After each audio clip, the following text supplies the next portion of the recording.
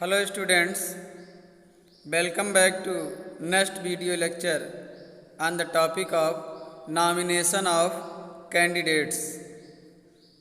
Constituency declare हो गई, उसके बाद वोटर लिस्ट प्रिपेयर हो गया।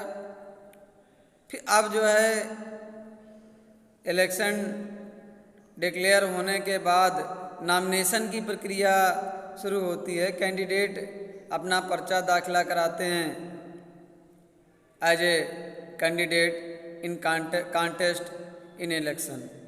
Nomination of candidates be noted above that in a democratic election people should have a real choice. हमें ये पता है कि डेमोक्रेटिक इलेक्शंस में कॉमन पीपल के पास रियल चॉइस होता है। वास्तविक रूप से वो अपने रूलर्स को चुनते हैं इलेक्शन के माध्यम से। This happens only when there are almost no restriction on anyone to contest an election. This happens only, ये तभी संभव है when there are almost no restriction on anyone, किसी के ऊपर कोई रिस्ट्रिक्शन नहीं होनी चाहिए to contest an election. Election में पार्टिसिपेट होने के लिए किसी भी सिटीजन्स के ऊपर कोई भी रिस्ट्रिक्शन, कोई दबाव नहीं होना चाहिए। वो अपने स्वेच्छा से इलेक्शन में पार्टिसिपेट हो सकता है as a candidate. This is what our system provides, यही हमारा सिस्टम, हमारा कानून भी प्रोवाइड करता है। Anyone who can be a voter can also become a candidate in a election. Anyone who can be a voter, कोई भी व्यक्ति अगर वो वोटर है, वोट देने का उसके पास पॉलिटिकल राइट्स है, वोटर लिस्ट में उसका नाम है, can also become a candidate in election. तो इलेक्शन में वो कैंडिडेट के रूप में भी वो खड़ा हो सकता है, चुनाव लड़ सकता है। The only difference is that in order to be a candidate, the minimum age is 25 years. खाली यही डिफरेंसेज है कि वो कैंडिडेट कम से कम उसकी उम्र 25 साल की होनी चाहिए। The only difference is that in order to be a candidate, the minimum age is 25 years. While it is only 18 years for being a voter. तो जो वोटर बनने का, वोट देने का अधिकार है, ये 18 years है। आप 18 साल अटेन कर चुके हैं, आपके पास वोट देने का राइट है।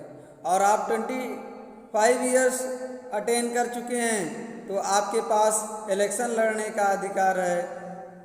Okay, you can contest in election if you have attained 25 years. There are some other restrictions on criminal etc. और भी कुछ restrictions हैं जैसे criminals activity को लेकर के, but these apply in very extreme cases.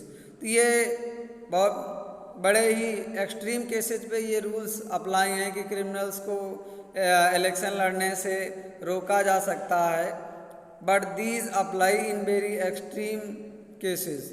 Political parties nominate their candidates, तो जितनी भी राजनीतिक पार्टियां हैं नॉमिनेट देयर कैंडिडेट, अपने कैंडिडेट्स का पर्चा दाखिला करवाती हैं, नॉमिनेट करवाती हैं, नामांकन करवाती हैं।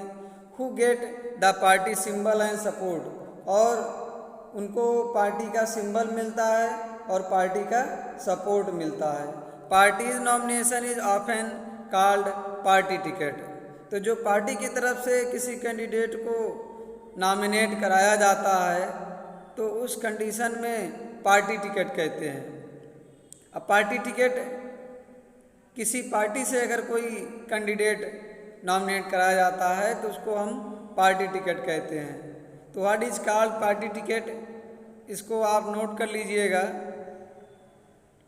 पॉलिटिकल, यहाँ से political parties nominate their candidate who get the party symbol and support party nomination is often called party ticket. Suppose कीजिए कि बीजेपी गवर्नमेंट किसी कैंडिडेट को अपने पार्टी की तरफ से यहाँ पर इलेक्शन में कॉन्स्टिट्यूंसी में उतार रही है तो उसे बीजेपी का सिंबल मिलेगा, और इस कंडीशन में बीजेपी गवर्नमेंट उसको सपोर्ट भी करेगी या बीजेपी पार्टी उसको सपोर्ट भी करेगी। तो इस तरह से जो बीजेपी पार्टी की तरफ से जो कैंडिडेट्स को टिकट प्रोवाइड किया जाएगा वो पार्टी टिकट है। Every person who wishes to contest an election has to fill a nomination form. अगर कोई भी व्यक्ति जो ये इच्छा रखता है कि वो भी इलेक्शन लड़े, has to fill a nomination form, उसे एक नॉमिनेशन फॉर्म भरना पड़ता है and give some money as a security deposits, और उसे कुछ मनी के रूप में, सिक्योरिटी के रूप में उसे डिपॉजिट करना पड़ता है as a security deposit. Recently a new system declaration has been introduced on direction from the Supreme Court. तो इस समय रिसेंट टाइम में कुछ नया डिक्लेरेशन सुप्रीम कोर्ट की तरफ से जारी किया गया है। चलो इसको हम देखते हैं क्या डिक्लेरेशन है। A new system of declaration has been introduce on direction from the supreme court. तो सुप्रीम कोर्ट से इस समय नया डायरेक्शन, नया निर्देश इशू किया गया है। क्या है इसको हम जानते हैं। Every candidate has to make a legal declaration.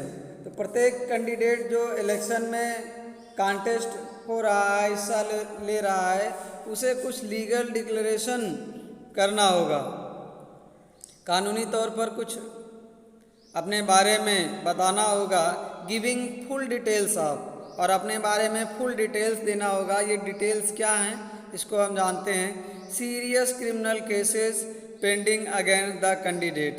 तो कैंडिडेट्स के अगेंस्ट कितनी ये सीरियस क्रिमिनल केसेस हैं उसके बारे में डिटेल देना होगा इसी को, निर्वाचन आयोग को। Details of the asset and liabilities of the candidate and his और हर फैमिली। तो ये अपने असेस्ट, जितने भी संसाधन हैं, असेस्ट हैं, लाइबिलिटीज़ हैं, ये कैंडिडेट के, ये सब अपने परिवार के बारे में, कैंडिडेट एंड हिज और हर फैमिली। तो अपने फैमिली का डिटेल्स, अपने असेस्ट का डिटेल, ये सारे डिटेल्स जो है प्रोवाइड कराना है। थर्ड है educational qualification of the candidate. और कैंडिडेट को अपनी एजुकेशनल क्वालिफिकेशन भी बतानी है कि वो कितना पढ़े हैं। So this information has to be made public. और ये जो इंफॉर्मेशन है ये पब्लिक के सामने रखना होगा। इसी इसको रख देता, आप लोग देखे होंगे न्यूज़ चैनलों में कि जब इलेक्शन हो रहा था तो जितने भी कैंडिडेट्स थे उनकी कितनी प्रॉपर्टी हैं, कितने क्रिमिनल केसेस हैं और कहाँ कहाँ पे उनकी प्रॉपर्टी है कितने की, और ये इसके अलावा वो कितना एजुकेटेड है, ये पब्लिक के सामने रखा जाता है। इसलिए जनता को ये कहने का मौका ना मिले कि हम इनके बारे में जानते नहीं थे। जनता अच्छी तरह से कैंडिडेट्स को जान ले, पहचान ले, क्या हकीकत है, उसी को बेस मान करके वो अपने रिप्रेजेंटेटिव्स को चुने। तो इसी उद्देश्य को लेकर के सुप्रीम कोर्ट्स ने ये गाइडलाइंस जारी की थी। इस गाइडलाइंस को भी आपको नोट करना है। This information has to be made public. तो पब्लिकली ये इंफॉर्मेशन शेयर करना है। This provide an opportunity to the voters to make their decision on the basis of information provided by the candidate. तो इस तरह से जो कैंडिडेट के द्वारा जो इंफॉर्मेशन प्रोवाइड की गई है उसी को आधार मान करके वोटर्स अपना डिसीजन लें कि हमें किसे रिप्रेजेंटेटिव चुनना है और किसे नहीं चुनना है, किसके फेवर में हमें वोट करना है, किसके फेवर में हमें वोट नहीं करना है। Thank you.